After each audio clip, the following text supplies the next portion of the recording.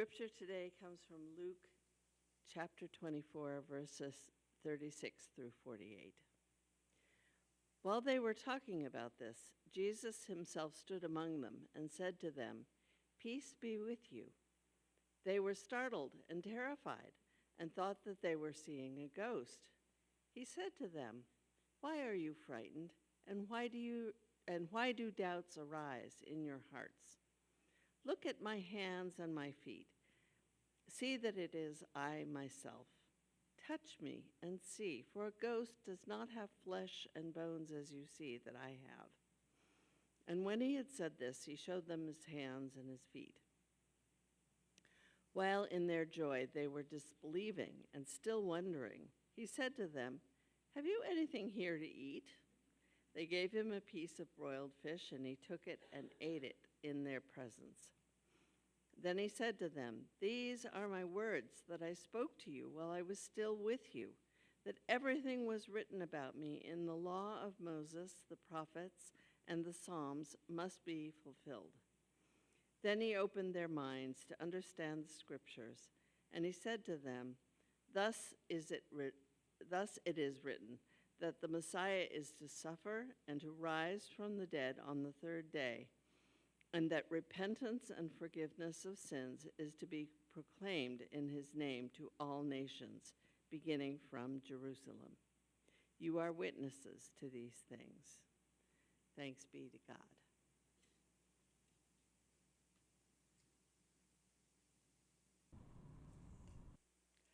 So part of our packing and sorting is trying to figure out what we're taking with us to a smaller house, not terribly small, but a smaller house in Washington State, to be closer to where my daughter lives and to my brother is not too far away. John's daughter is also not too far away. So it's being closer to family, going into a 55-plus community. There are no food services, no healthcare services, but there's activities and an activity center. And we're looking forward to making some friends there. But if you would like to look at some of these, the food that doesn't go today goes to the pantry. The books that don't go today goes to conference. I don't know what I'm going to do yet with the photos. So the framed art would be nice if you would like them. I've also been looking through old sermons. And knowing that I have to toss a lot, I've culled through quite a few, but there's still more than I need to be dragging around with me. And so these last couple of weeks, I haven't been reading a book that I've really been getting into in the middle of the night when I wake up. So I've been reading my sermons to put me back to sleep. And there were so many that I thought, oh, I think I could use that piece today, or I could use that piece today. And so then I ended up with a 2-hour sermon, and so decided maybe we'd cull that a little bit too. So one of the sermons that I had preached fairly late in my tenure here was some of my reflections about being your pastor. My first appointment, actually, though, before even coming here, was in Firebaugh, United Methodist Church. It's a rural San Joaquin Valley agricultural community. I had left Marin County, where I'd been San Francisco Theological Seminary, loving the beauty there. And this wasn't what I would call a beautiful setting. But the church was a wonderful little church, and I grew to love the people, and they responded in kind. It was a good 4 years in Firebaugh.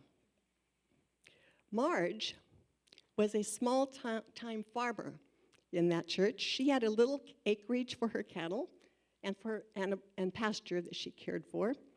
She lived in a very modest house, along with her granddaughter that she was raising. She was probably in her upper 60s, I'd say, yet she was still a cowgirl at heart, raising a few head of cattle just to get by. She wasn't educated, but she made sure her granddaughter had what she needed to get through school. Her faith was her strength and her grounding. From where she stood, giving was all important. She was the financial secretary of the church. She was the pianist for the worship services even if her faithfulness exceeded her musical talent. She made sure we loaded food in pickup trucks to take to those in need. She didn't want credit for the things she did for the church or for the donations she generously made, even though she struggled to get by financially. It was her faith that gave her the strength to be such a giving person. From where she stood, the witness for people of faith was to follow Jesus and to share love and respect for all humankind, and animals too. It all depends on what perspective we bring to what we do and what we see and how we act. For example, perspective. What do you see here? A black dot, right? Didn't anybody see the white paper? That black dot is just a little. The white paper contains that small dot. It's all the perspective of what you're assuming you're going to see makes a difference on what you actually do see. Most people don't actually see the white paper. So therefore, we have to figure out sometimes what are the assumptions we bring to any given situation, which will help determine how we're going to act and respond. One of the bulletin covers that I found in my search through the sermons had this quote. And the bulletin covers used to be designed by people in the congregation, or we'd find posters somewhere. This was a poster somewhere. The rare moment is not the moment when there is something worth looking at, but the moment when we are capable of seeing. What we see depends on the assumptions we bring to whatever it is. In the last chapters of the Gospel of Luke, there are several stories of the reappearance of the resurrected Jesus.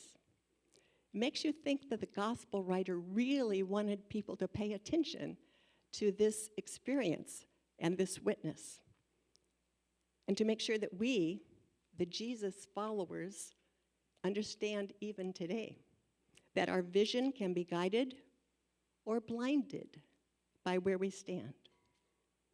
First-hand witnesses often have very different descriptions of the same event. When a person takes an oath before a judge to tell the truth, the whole truth, and nothing but the truth, he or she is telling one part of the truth, but it may not be the whole truth. If that person witnessed a car crash, it depends on where that person was standing as to what they're going to experience and report back. Somebody on another side may report something very differently. In the post-resurrection appearances reported by Luke, there are different responses to what the disciples saw. In the first one, 2 people were walking to Emmaus when a stranger appeared among them. Some of you remember that story. The travelers began to recount all that had happened that day at the empty tomb and their uncertainty about the women's experience that they had shared. Uncertainty. Women. But as these travelers got closer to Emmaus, they invited the stranger to share a meal with them.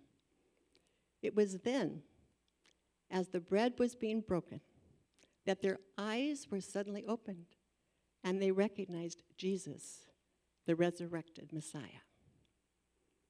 And then in our scripture today, the disciples had just experienced the death of their leader, the one who had preached love and forgiveness, and yet he was killed.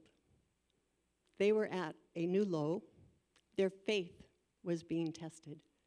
How could they believe anything anymore if this was going to happen to the one who preached goodwill and kindness and love?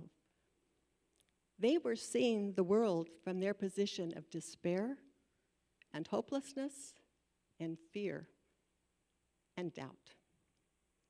They were caught off guard then when the resurrected Jesus appeared among them. Frightened? Sure. Unbelieving? Yeah. And yet Jesus greeted them with the words, peace. Peace be with you. and asked why their doubts and fear had crowded out their faith. Did you lose your perspective? Still unsure of what they were seeing, still thinking they must be seeing a vision, Jesus goes even further and he invites them to touch him, to touch his hands. And I'm going to show you a deaf ministry sign, ASL sign for the Bible. It's pointing the nails in the hand. No, nails in the hand and this, the book. That's the Bible. I got mixed up. This is enthusiasm and Methodism. Bible. So it goes back to the story of Jesus inviting the disciples to touch his hands. Some of you will remember when we invited Bishop John Shelby Spong to be a speaker for a weekend experience here some years ago. It was a remarkable weekend. One of his quotes that I appreciate, he says, "Stop and think about it. The resurrected Messiah engages the real, physical, earthly, social, political, economic, complicated world." The resurrected Messiah engages the real, physical, earthly, social, political, economic, and complicated world. The other thing I love in the story recorded by Luke is that in both stories, there's eating involved. And that gets my attention. I'm somewhat of a foodie, so if there's eating, I want to find out what the food is and maybe share it with somebody, especially sitting around a table. Because Jesus asks, "Have you anything to eat?" It's remarkable, isn't it, that one of our most sacred rituals in our worship service is communion, the Eucharist. As we drink and as we eat around the table, we are being physically and spiritually fed. And have you noticed that how often when we gather as a community, food is involved? There's hardly any place that we go almost nowadays, it seems like, where there's not some kind of food or drink to engage our bodies, our minds, our spirit. While it is true we cannot exist without food, it is also true that if we lack significant social interactions, our lives are impaired. We need the nourishment of relationships, of meaningful conversation, of human interactions, and in some elemental way, the feeding of our bodies also feeds our souls and moves our relationships to deeper levels. We see the world differently when we feel the grace and blessing of community. The rare moment is not the moment when there is something worth looking at, but the moment when we are capable of seeing. What we see depends on where we're standing. If we see something from a position of privilege, we're going to interpret things in that way. If we're destitute or scarred by life, we're going to see things quite differently. It's one reason we have so many opinions when we talk about social justice issues, for example.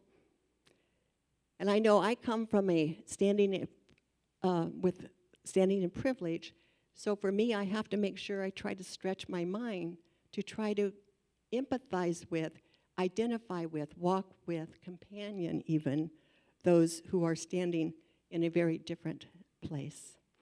It's hard to open our eyes to a reality that goes beyond what we can actually see, but that's part of what the gospel news is all about. We do walk with Jesus as we walk with others. Marge, back in Firebaugh, didn't see the world from a place of privilege, but she gave from her heart. And she was very independent until one night when the levee broke near her property, or it was never clear whether it really broke or the wealthy farmers up from her helped it break a little bit so it wouldn't affect their property. But as a result, her place was soon underwater. Many of us ended up wading in the water that night, trying to help her load her cattle and dogs into a trailer to get them to safety. The trailer with the dogs got parked on the church property. I lived in a parsonage right next to it, and I can tell you those dogs were not happy all night long. Marge couldn't believe that others wanted to help. Yet we did, not to earn brownie points, but because we wanted to be like her, to help out when needed. It had nothing to do with prestige. It had everything to do with her servant-like ministry that embodied the Jesus spirit, and we wanted to rally around her in her time of need. It obviously doesn't always work like that. Just because someone is generous with their time and limited resources doesn't mean that others will automatically step forward and help. John and I watched a movie some years ago, you may have seen it too, called The Maid, based on a true story. The young mother takes her small child and leaves an increasingly threatening, abusive husband, but she finds roadblocks at every turn. She struggles. She desperately tries to keep her job as a maid despite the childcare and transportation difficulties. She had precious few resources to fall back on, but what she modeled for her child was the dignity and dedication to do what was right. And that's just the point. Standing up, showing up, offering kindness and support, caring for others, not to be recognized for the good things we do, but because it's right. The smallest, kindest actions may never change the world, but they may change us, one person at a time. And it shapes and forms who we are. I have been shaped and formed by you, by this faith community, by the kindness and the witness that you have made during my time with you. Just a history lesson. Christ Church was formed in the mid-1960s. I was appointed your pastor in the mid-1990s, and sadly, I am leaving now in the mid-2020s. I carry half of your history, 30 years out of your 60 years, almost. It shaped and formed me, as I've also helped and shaped and formed each of us, other people. In one of my later sermons, again as your pastor, I reflected on my first experience with you. I was nervous when I came to Christ Church. Would I fit in? Could I lead a church that had such a creative and unique identity?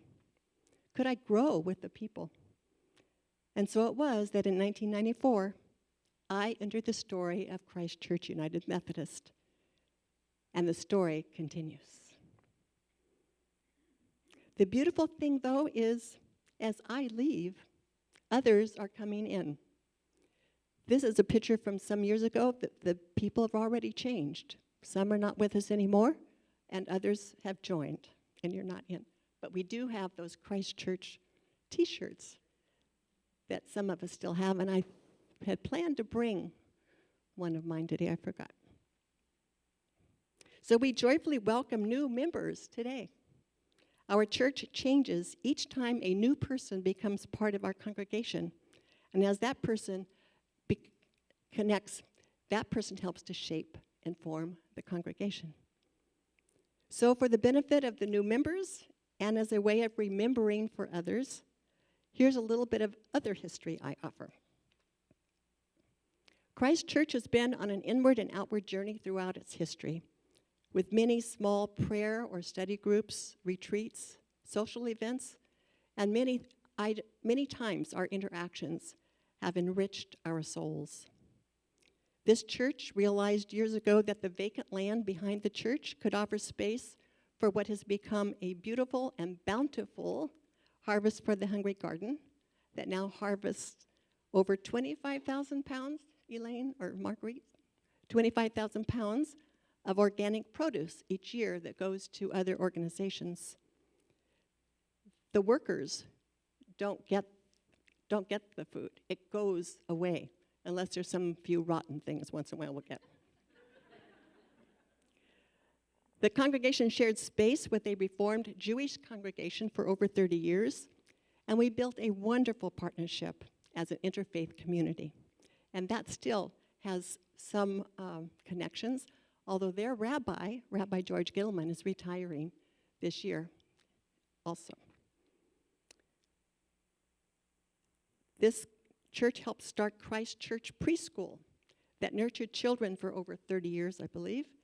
But when the pandemic hit and their financial situation was no longer sustainable, the space they inhabited became rented now by North Bay Organizing Project, an activist organization that John encouraged our congregation to be a part of many years ago. And it's wonderful to have them now in our space.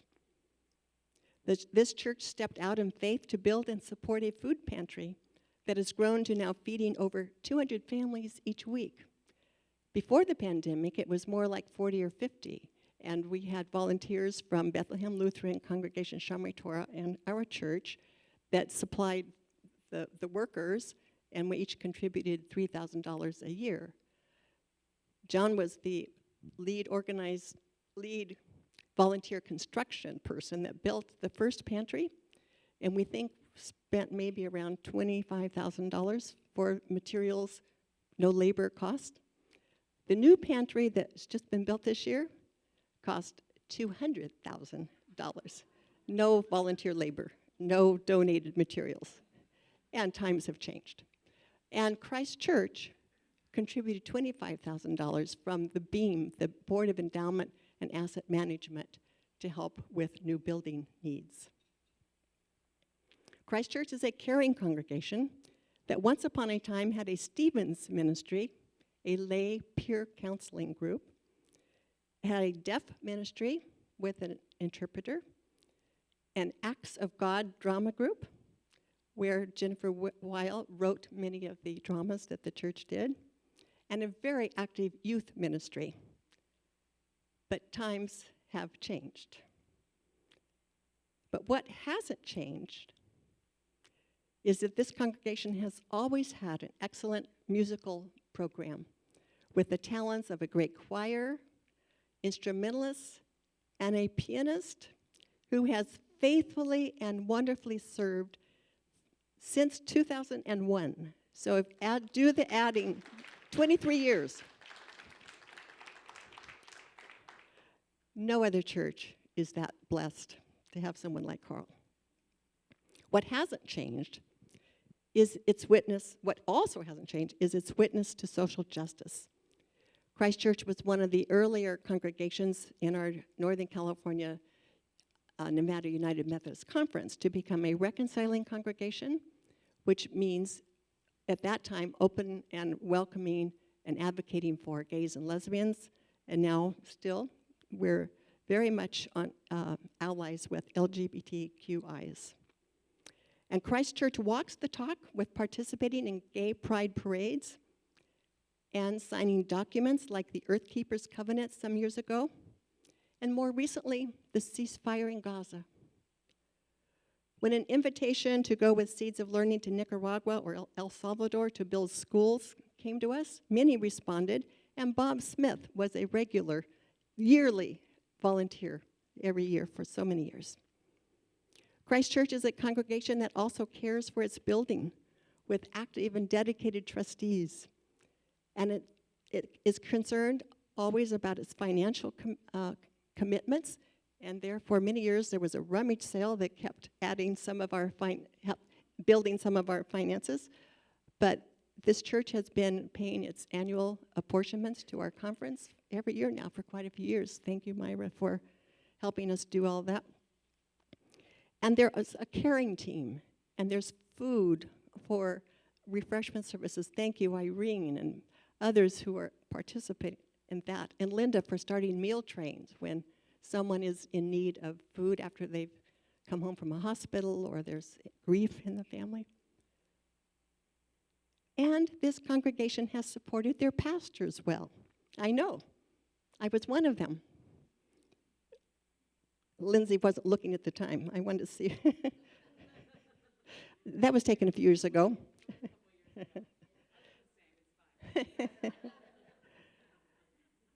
We have been truly fortunate to have been given Lindsay as our pastor. She is a witness all unto herself of faith and justice, caring and outreach, preaching and teaching. She is a gift. And she and her spouse, Diana, have added much grace to our community, our wider community. So thank you, Pastor Lindsay. Grace abounds.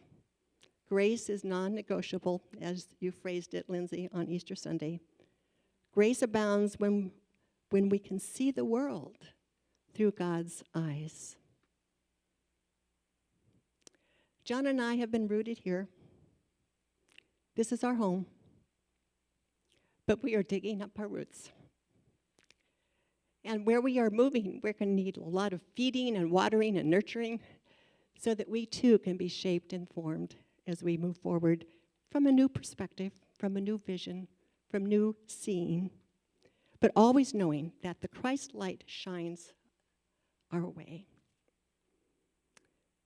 I recently found a poem I quoted also in a sermon that I'd forgotten all about from my daughter, Kristen. She had written it when she was in the Peace Corps in 1998 in Ecuador. So I leave it with you as a gift about being open, about seeing the miracle of God's love everywhere we go.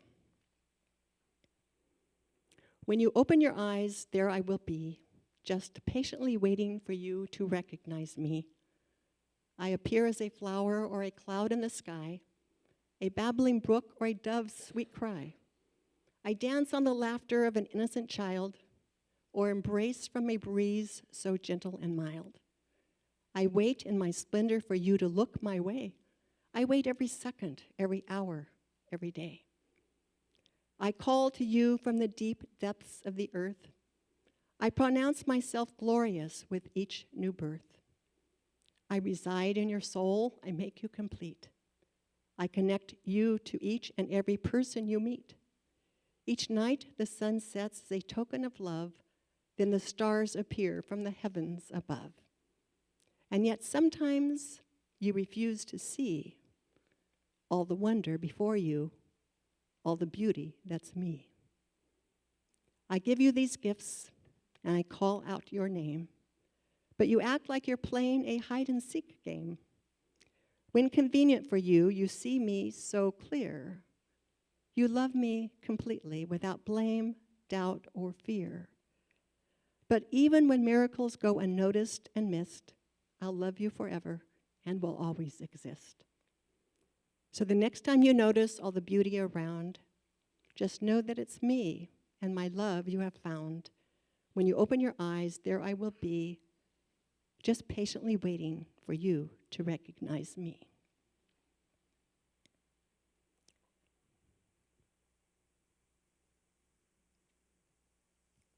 So we will always love the beauty of this place, of Sonoma County, and we will forever carry you as a part of us, you, our beloved community.